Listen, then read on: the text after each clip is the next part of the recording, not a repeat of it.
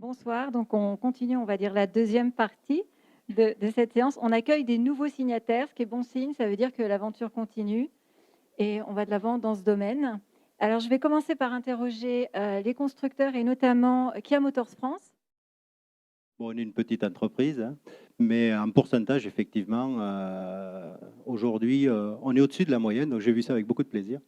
Et puis, on a des femmes jeunes, des femmes dynamiques à différents postes, et on se rend compte que de toute façon, ça se passe assez naturellement. On n'a pas eu encore besoin de parler de quotas chez nous, les recrutements se font sur la base des compétences, et à compétences identiques, personnellement, je préfère travailler avec des femmes.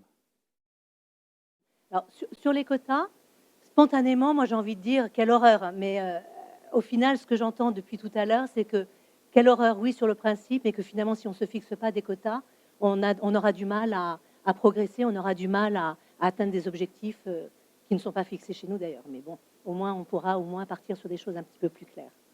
Les femmes sont présentes à peu près dans tous les métiers, que ce soit la prévente, que ce soit le commerce, que ce soit dans les fonctions un peu traditionnellement occupées par des femmes juridiques, administratives, autres, il y en a beaucoup. Mais sinon, il y a vraiment des femmes dans tous les secteurs, et ça, je trouve ça plutôt une bonne nouvelle, et en tous les cas, un bon terrain, effectivement, pour démarrer, essayer de développer et se rapprocher de tous ceux que j'ai entendus tout à l'heure en termes de pourcentage. Ce qui m'a interpellé tout à l'heure, c'est la vitesse avec laquelle les choses sont en train de bouger. Preuve en est ce que disait M. Cambier tout à l'heure au niveau des filiales et succursales, au niveau des constructeurs, qui sont d'ailleurs adhérents du CNPA. Preuve en est les signataires précédents ou des groupes comme le groupe Lamiro, qui était déjà signataire en 2010, le groupe Métain ce soir. Donc de manière concrète, les chefs d'entreprise que nous représentons ont pris conscience peut-être effectivement un peu tardivement, mais très rapidement aujourd'hui, pour se mettre en ordre de marche par rapport à ce mouvement de fond qui est en train de se créer. Alors le CNPA n'avait pas été signataire en 2010 précédemment, et nous l'avions regretté, et on ne voulait pas manquer le rendez-vous de ce soir pour 2012. Et il se trouve qu'entre les deux, en 2011, nos partenaires sociaux, sous notre impulsion, ont signé un accord paritaire, qui s'est passé d'ailleurs dans d'autres branches, qui est relativement intéressant à noter parce qu'il reprend quasiment la totalité des engagements de la charte que nous allons signer ce soir.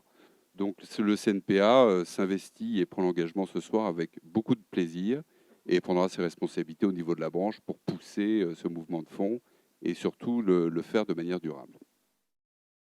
Quand on rentre dans une concession automobile aujourd'hui, être accueilli par une femme, avoir le conseil d'une femme, ça change radicalement la relation qu'on peut avoir avec les clients. Pour revenir à Génération Manager, effectivement, c'est une école que nous avons créée au sein du groupement des concessionnaires Opel. Cette école a pour but de former des jeunes cadres dirigeants donc, ou des fils de concessionnaires qui reprennent l'affaire de leurs parents ou alors des cadres qui viennent d'être mis en place par des groupes. Et on a eu cette année la chance d'avoir 3 femmes qui ont demandé donc d'être formées à haut niveau. Donc on a fait ça avec l'université de Paris-Est Marne-la-Vallée et on a eu de très bons résultats. Ce qu'on a surtout essayé de faire, c'est de changer à tous les niveaux d'échelon. Par exemple, le directoire aujourd'hui du groupe est à 50%, la mixité totale au niveau du directoire. Donc ça, c'est important. Notre DRH travaille aussi à vos côtés au niveau de ce club. Et nous continuons vraiment, en signant cette charte, à travailler aussi, à participer à vos côtés et à réfléchir ensemble. Voilà, donc c'est vraiment une volonté. Alors par rapport aux résultats, oui, parce que vous prenez rien qu'un chiffre qui est frappant, c'est que, par exemple, quelqu'un qui vient acheter une voiture dans une concession automobile, le choix final est fait à 40% au final par une femme. Voilà, donc c'est vraiment quelque chose qui est important. Quand vous parlez des taux de satisfaction clientèle, c'est très important. Je crois que les rôles sont différents, l'approche est différente, la vision est différente, et je crois que c'est important à la fois de peut-être quelquefois plus communiquer, d'avoir une approche différente par rapport au client. Donc oui, à la fois dans le résultat final, dans l'approche du client, je crois que c'est très important. On a la chance au niveau de Noroto d'avoir une filière vente et d'avoir un institut de formation. Et donc, on essaie d'amener progressivement des femmes qui ont fait le choix de la vente dans l'automobile, d'aller demain vers des compétences plus techniques. Et on a de plus en plus de femmes chefs d'atelier et également directrices de centre. Donc, ça montre bien qu'avec un accompagnement, on peut vraiment développer la place des femmes aussi dans les centres auto et dans des métiers techniques. Même problème d'attractivité, renforcé par le fait que notre activité donc, est uniquement centrée sur l'atelier. Donc nous n'avons pas de surface de vente et nous n'avons pas de métiers autour de la vente qui sont ceux qu'on peut sans doute féminiser le plus rapidement.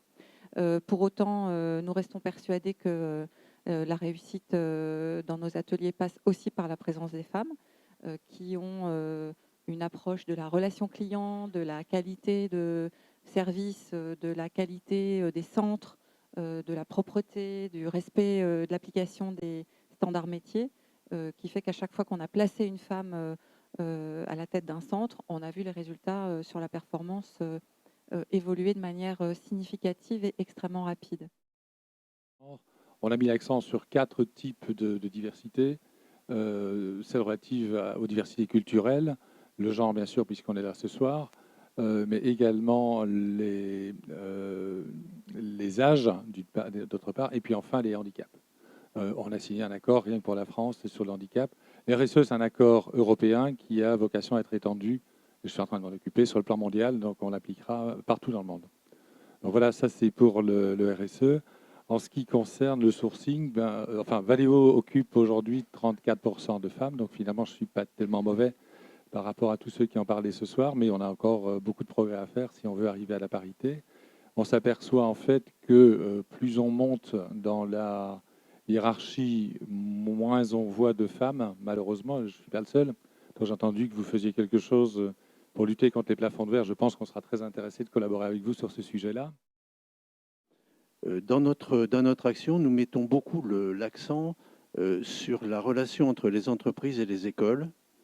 Et dans cette démarche, nous mettons un focus particulier sur les étudiantes qui peut-être regardent l'automobile avec un peu de distance en étant elles-mêmes un peu sujettes ou assujetties aux images toutes faites de pénibilité, de ceci, de cela. Et nous essayons donc d'avoir cette ouverture des entreprises vers l'enseignement particulièrement orienté vers les femmes.